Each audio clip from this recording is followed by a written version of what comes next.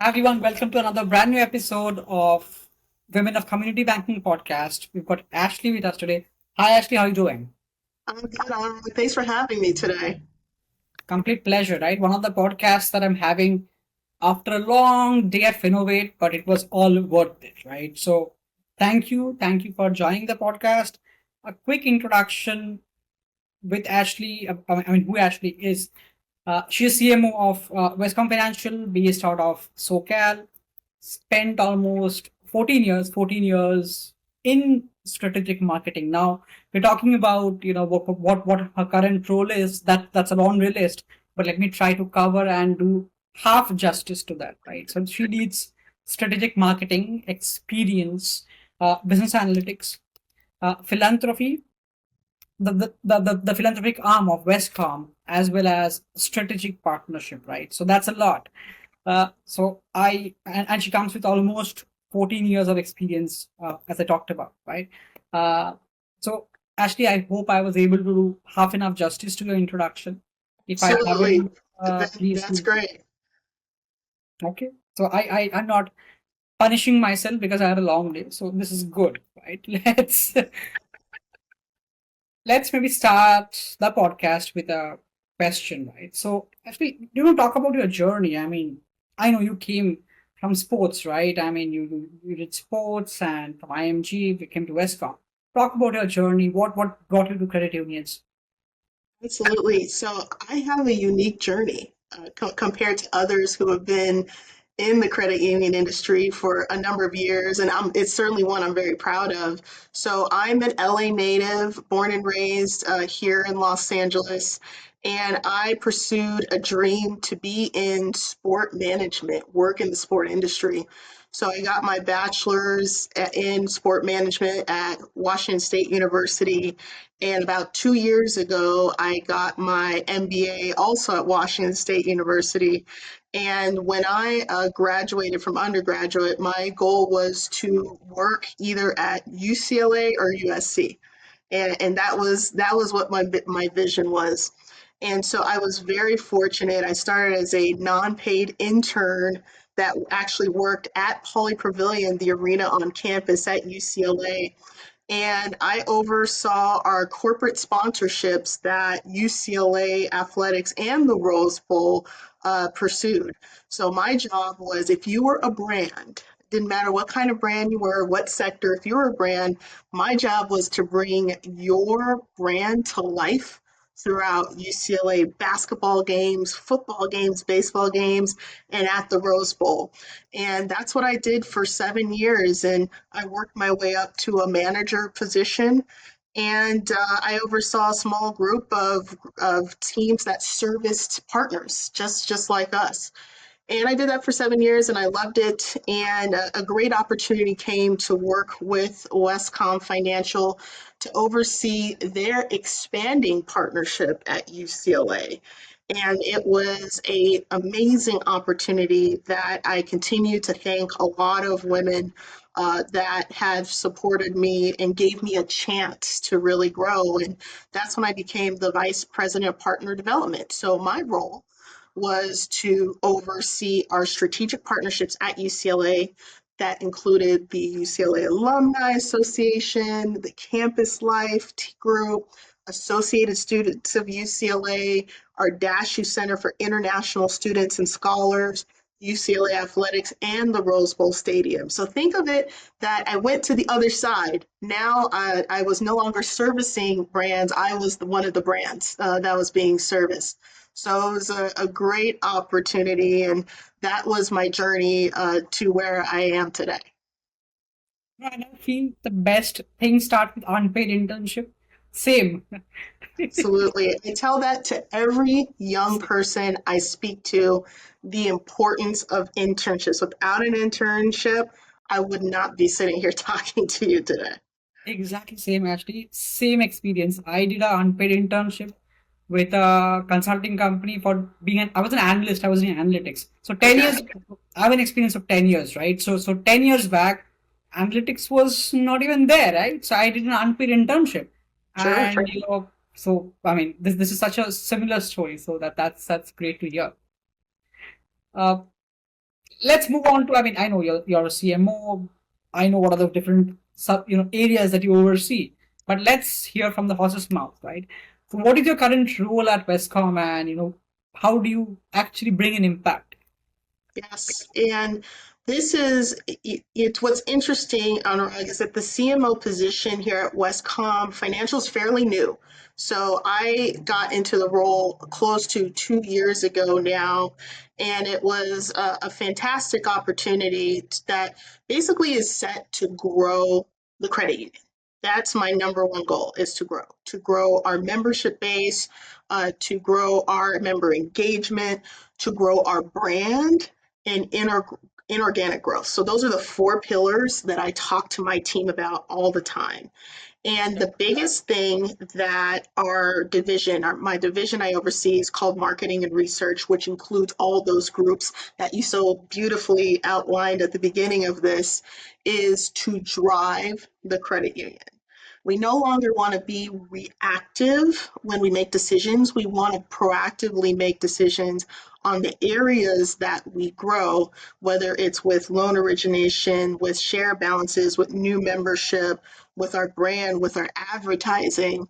It's all about growth. That's really at the core of who we are.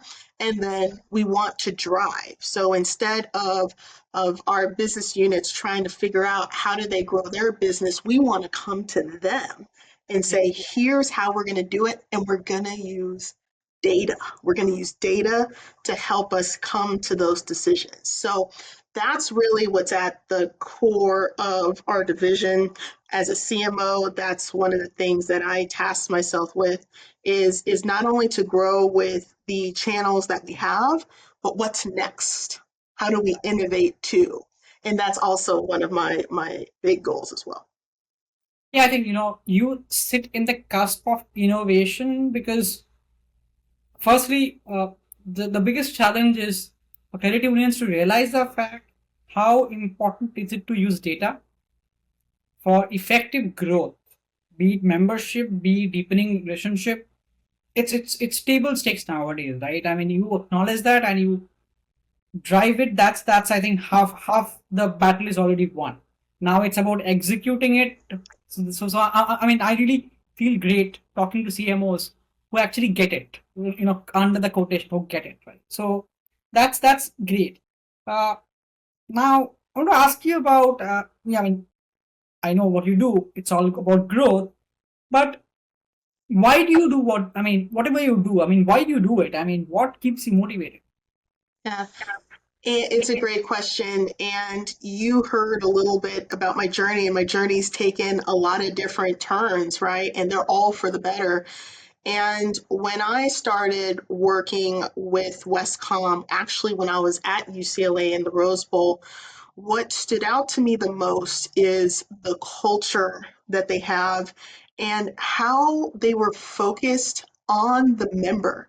And it wasn't something that they just said, they did it. They really walked the walk, right? They understood what their purpose, they were mission driven. And when I had the opportunity to join this fantastic organization, I knew I fit right in because I'm mission driven. My biggest thing is anywhere I go, I just want to make an impact. And what's so great about the credit union industry, and particularly here at Wescom Financial, every decision, business decision, product decision, a service decision, we put ourselves in the place of the member and say what would be best for them. We look at their behavior. Going back to data, we look at the data and say, okay, what is going to be the best decision for our members? And when I think of myself as a young college student, for example, as you know, we have our partnerships with UCLA. I think about what I sort of knew about products and services and financial and what I definitely didn't.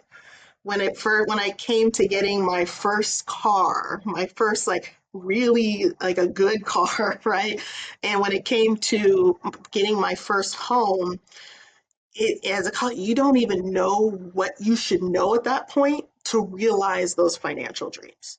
So when I think about Wescom as a culture and what our key focuses are is building those healthy financial futures, especially at a young age. So that's what motivates me is how do I help the young college student or the young adult that I was, right? And how can I set up our organization to help them grow and to maybe be further along than I was in terms of financial education? And how do I make sure that everything we do as a division, we do as an organization, also helps drive the member? So it's just I'm constantly motivated. We're always striving, and we're very innovative. We do not shy away from challenges and also the challenge of growth. And all of those things combined is what really motivates me as a CMO. Yeah, I mean, the most important thing it's mission driven, right? I mean, I could sense it by talking to you. I mean, you still touch a lot about your roots, where you came from, right? I mean, very similar. I mean, I had different roots. I had roots back in India. I keep on talking about them every single time. Yes. That's what Yes. makes it special, right? I mean, unless you touch your roots, it's not a fair thing, I believe, right? So that's amazing to hear from you. That's great. Moving on to talking about Wescom a bit right now. Wescom Financial has or emphasizes on uh, bank better, right? So, how do you define by banking better when you have the giants, the top 10 banks, the fintechs, the chimes and revoluts of the world, all eating the same pie, right? So, banking better has to be something really, really better for people to come and become member of Wescom. Absolutely. This is a tagline when we transitioned to Wescom Financial.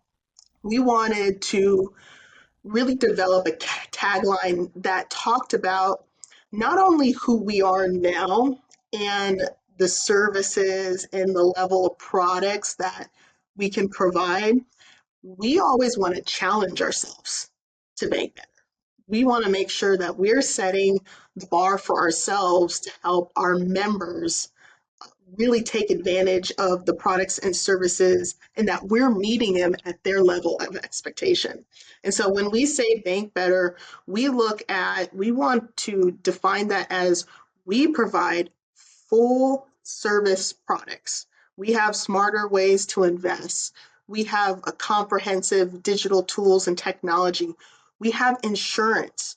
We have the checking and the savings account. We have a fantastic credit card portfolio that not only helps and meets you where you are in your credit journey, but then we have civic credit cards for our strategic partnerships like UCLA and Knott's Berry Farm.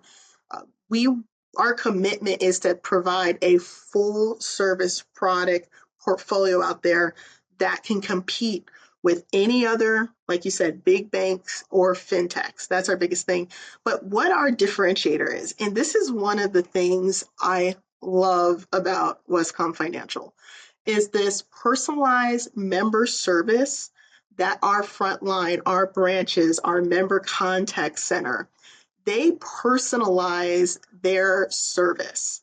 And so when you walk in because you're looking for a credit card with low rates, you're looking for an auto loan, maybe you're shopping for rates, right? Maybe you just want to open up an account. We definitely help you with that, but we also ask, what are your financial goals? What do you want to do? What's most important to you? And every single time our team members, and we have the best team members out there, is that they walk you and try to understand as much as they can about you personally, what your financial journey is, where you want to go, and then they build a great financial relationship based on that. So no interaction is the same whether you're opening up an account online or whether it's in a branch or whether it's over the phone or whether it's through chat. It's not a cookie cutter experience with us, and that is the best thing I love about it. And we also have great innovative tools. We constantly are working on our mobile app. We're constantly working on our online banking. We're top rated, and that's very important because digital experiences is not a nice to have, it's a must have. It is a must have, especially with these younger consumers. And we have some great data. A high percentage of our Gen Z and millennials, they love our mobile app, and that's who we're building for the future. And in addition to that, in addition to the digital tools, the comprehensive service and portfolio we have of products and services, and the personalized member experience, we are all about the community. And this is not something that we have to say because of a regulation that we're community focused. No, we are community focused, and we do that through philanthropy. And it's not just writing a check and a grant. Our team members get out there. We have about 1,100 volunteer hours of service in a company of 900 employees. I mean, we get out there and we help and serve the community as well.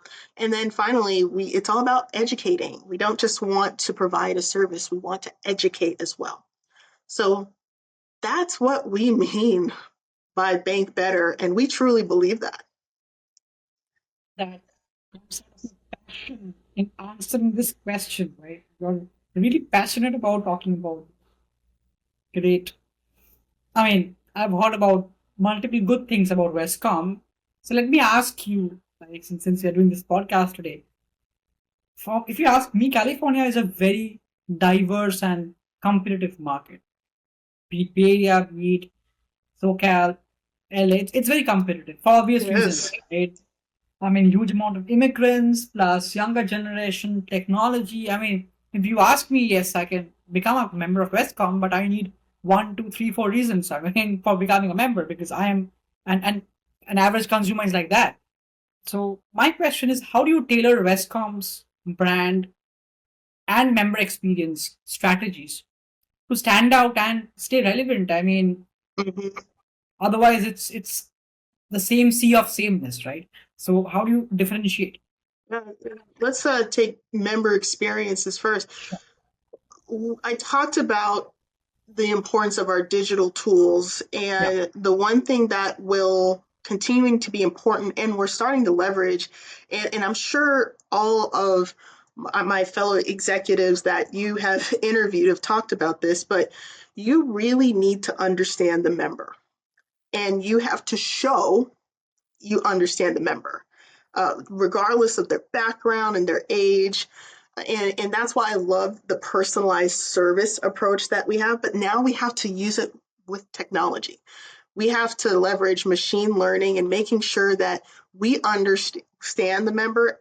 That way, when we make decisions around products and services, or we decide to add new products and services, that it meets their needs and it's not just something that we're offering.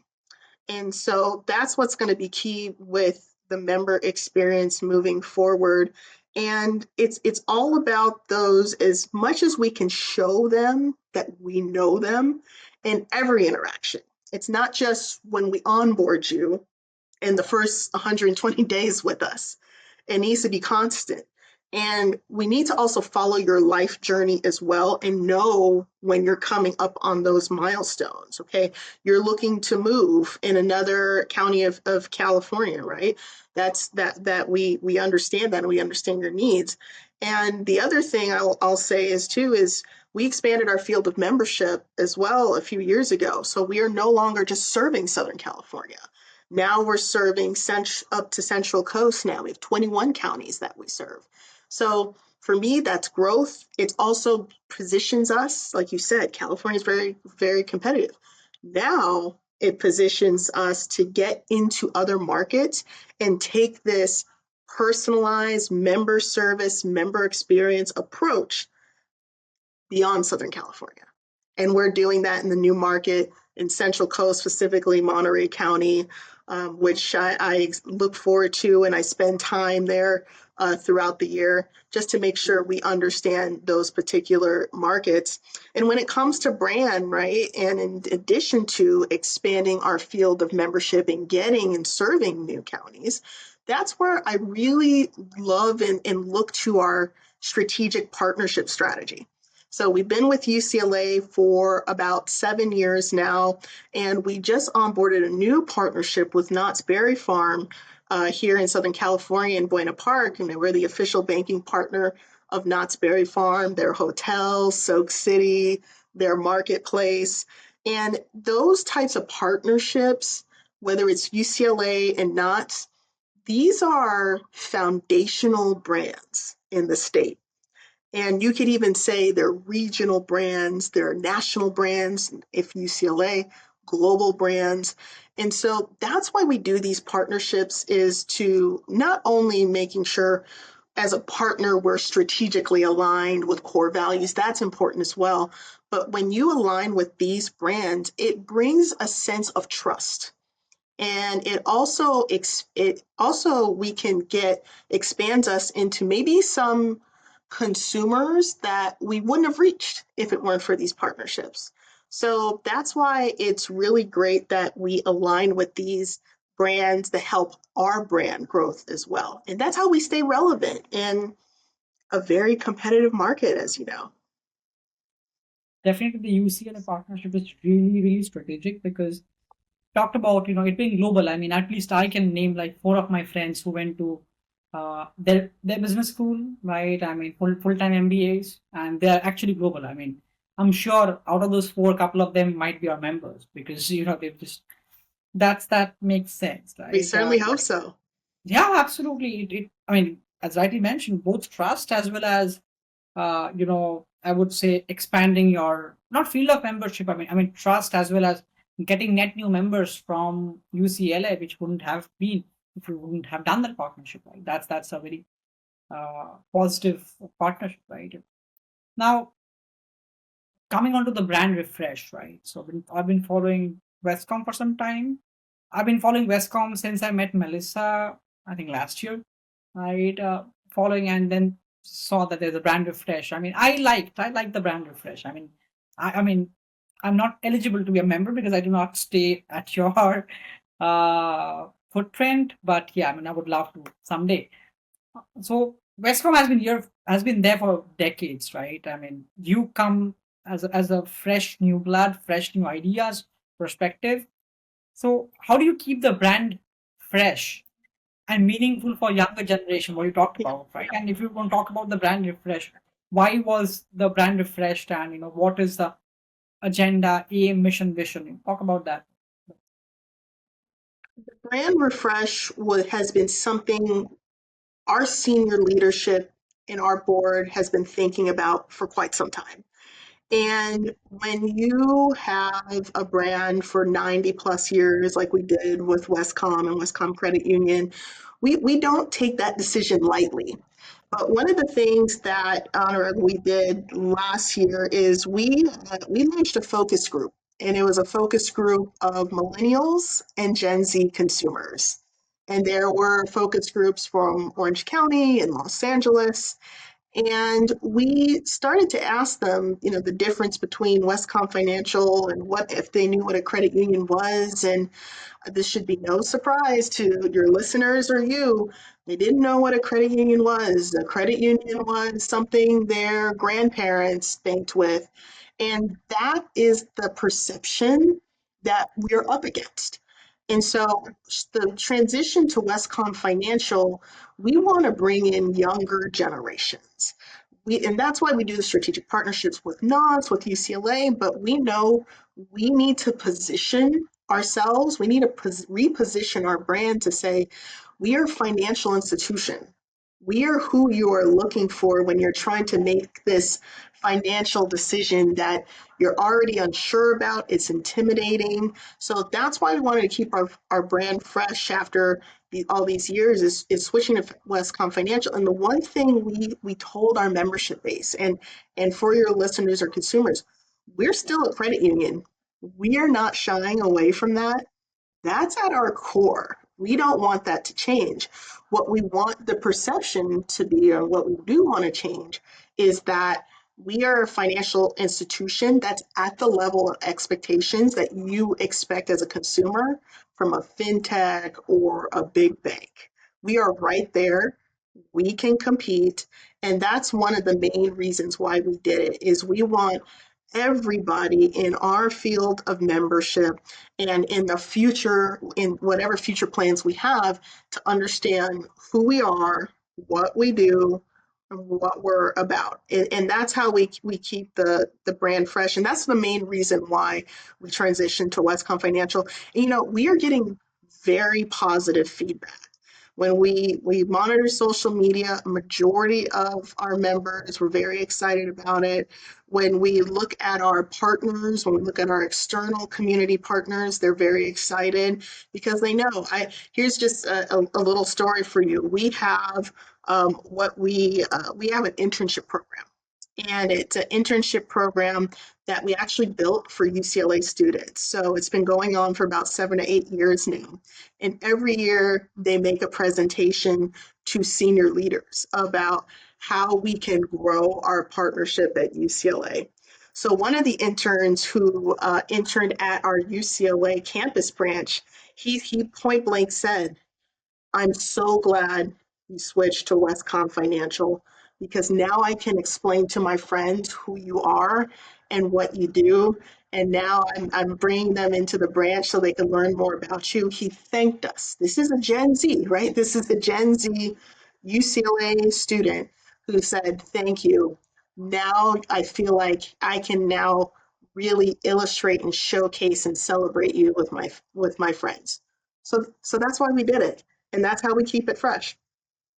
That works really well, right? I mean, if you ask me, uh, I mean, again, I come from the other side of the world. I come from working with the big banks and the Fortune 500. So I'm in the credit union space only for the last 3 years, right? Believe me, none of my friends over here know what a credit union is, right? They know what a credit union is because they got their first auto loan from a credit union for sure, or they are asking, actually, they're texting me for introduction to credit union for their mortgage. So that's the only way they know what a credit union is. Talk about credit card, checking account, they don't know. And I mean, I think it's much needed. What you're doing right now, it's a fresh idea. I mean, not an idea. I mean, what do I say for the lack of better words? You're doing exactly actually what is required. It's amazing. We abide by the mission, but guys, we have to be relevant. Right. Right? You have to be relevant. You have to be. I mean, I'm not asking you to compete with the chime. That's not what we want to do. But Right. essentially, but still, for a basic consumer, right? I mean, why will a consumer walk into a credit union? So that's like the basic value prop. You're just making it very clear. That's great. In the interest of time, actually, I'm going to ask you a couple of last parting Sure. questions. One is about your personal journey, right? We never spoke about your personal journey in terms of challenges. Now, obviously, life has not been bed of roses. You started with an unpaid internship like me.